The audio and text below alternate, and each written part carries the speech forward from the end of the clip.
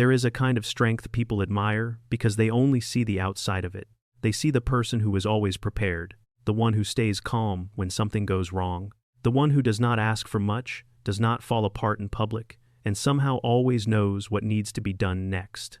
From a distance, it looks like confidence. But sometimes, that strength did not begin as confidence. Sometimes, it began as survival. A person becomes strong because they were once too young to have another choice.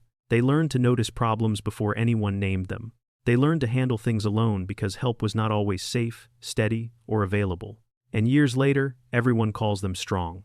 But no one asks when they first had to become that way. This video is not a diagnosis. It is not about blaming anyone. It is about understanding the habits that form when strength is built too early, and why the parts of you that look capable may also be carrying something older. Here are the first signs your strength was built too early. And by the final sign, you may realize that what you called strength was actually the first language your survival learned. Sign 1. You plan for everything before anything happens. You move through the details before anyone asks you to. While other people are still assuming things will work out, your mind is already testing the weak points, building a backup plan, and trying to soften the shock of uncertainty. You may arrive early, rehearse conversations in your head, and feel uneasy when too many things are uncertain. From the outside, this looks responsible. People trust you because you seem ready. They may even admire how organized and reliable you are. But underneath that readiness, there may be a nervous system that learned a long time ago that surprise was not safe. If life once felt unpredictable, preparation can become more than a habit. It can become protection. Your mind tries to get ahead of pain before pain gets ahead of you. So you plan. Not because you want to control everything, but because not knowing used to cost too much. Sign 2. You do not like needing help. You may be the person others rely on, but rarely the person who reaches out first. You figure things out alone. You wait until you are overwhelmed before admitting something is heavy. And even then, asking can feel uncomfortable, as if needing support makes you smaller. People may call this independence, but sometimes, independence is what forms when dependence once felt disappointing. Maybe help came with irritation. Maybe asking made you feel like a burden. Maybe you learned that needing people gave them the power to let you down. So you became the safe place for yourself. That strength helped you survive. But real mental strength is not only carrying everything alone. Sometimes, it is learning that receiving support does not make you weak. And when a person learns too early that needing less keeps them safer, they often learn another habit without realizing it. They learn to make their pain smaller. They learn to make their pain smaller. Not because the pain is small, but because somewhere along the way, taking up less space started to feel safer than being fully seen. The first signs showed how early strength can make a person prepared and self-reliant. But once a child learns that needing less keeps them safer, something even quieter can happen. They begin reducing themselves emotionally, so the room around them can stay calm.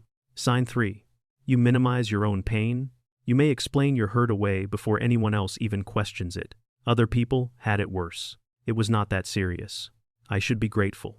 I am probably being dramatic. From the outside, this can look like maturity, perspective, and someone who does not complain.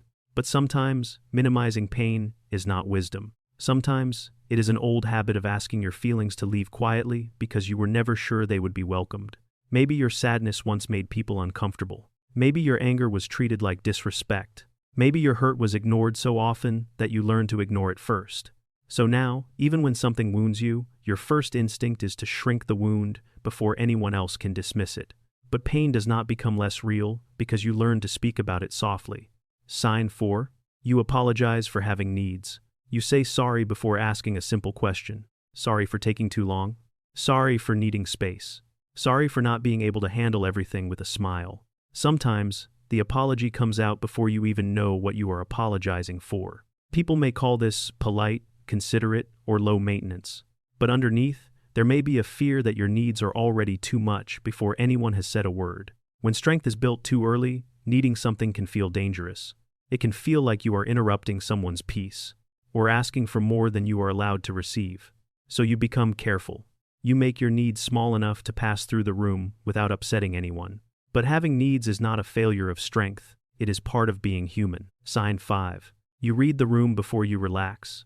Before you settle, you scan. You notice who is tense, Who is quiet in a way that feels unsafe? Who is trying to look fine but is not? Your body starts reading the atmosphere before your mind has time to explain why. People may call you sensitive. They may call you emotionally intelligent. And sometimes, you are. But this kind of awareness may have started as protection. A child who has to monitor the mood of a room does not get to simply enter it. They learn to check the emotional weather first. And years later, that habit can follow them everywhere. If one of these first 5 signs already feels familiar, comment the number that describes you most.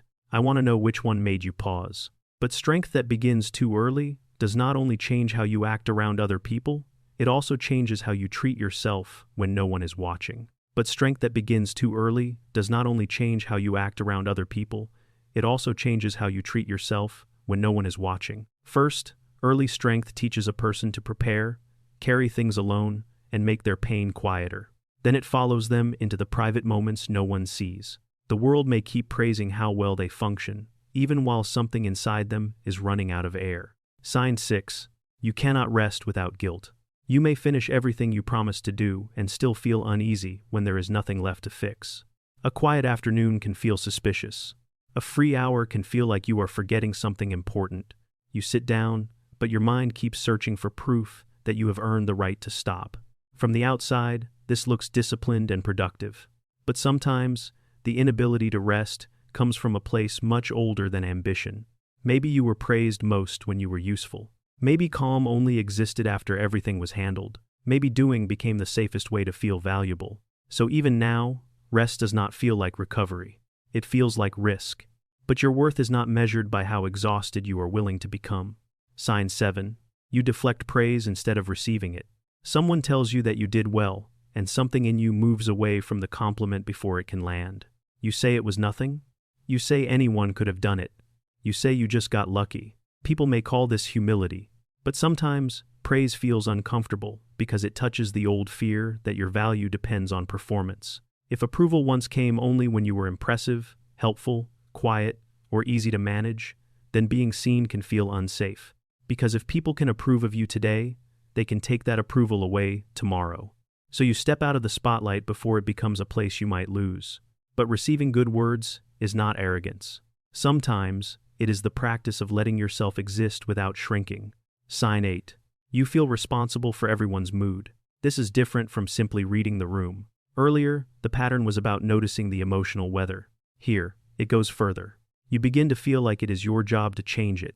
Someone becomes quiet, and your body prepares to repair the silence. Someone seems disappointed, and you wonder what you should do differently. Someone is upset, and before you know the reason, a part of you starts asking if it is your fault. People may call you caring. And yes, you may care deeply. But caring becomes heavy when every room feels like something you must manage. A child who had to keep peace too early may become an adult who confuses love with emotional labor. They learn to adjust before anyone asks, soften their voice before tension rises, and hold the room together before it breaks. But you are allowed to be present without becoming responsible for every feeling around you. And when someone spends years proving they are easy to love, easy to handle, and easy to keep around, love itself can start to feel like something they must earn. And when someone spends years proving they are easy to love, easy to handle, and easy to keep around, love itself can start to feel like something they must earn. By this point, early strength has moved beyond preparation, silence, and overfunctioning. It has started shaping something even more personal. The way a person loves, gives, stays, and tries to remain worthy of being kept. Sign 9. You give more than you receive. You may be the one who remembers every detail, the one who checks in first, the one who notices when someone is struggling and quietly shows up before they ask. From the outside, this looks generous, and sometimes it is. But when strength was built too early, giving can become a way of making yourself feel secure in someone else's life. Somewhere inside, there may be a quiet fear that if you stop giving, people will stop staying. So you offer more patience than you have. You give more chances than feel honest. You keep making yourself useful, because usefulness once felt like the safest way to be loved.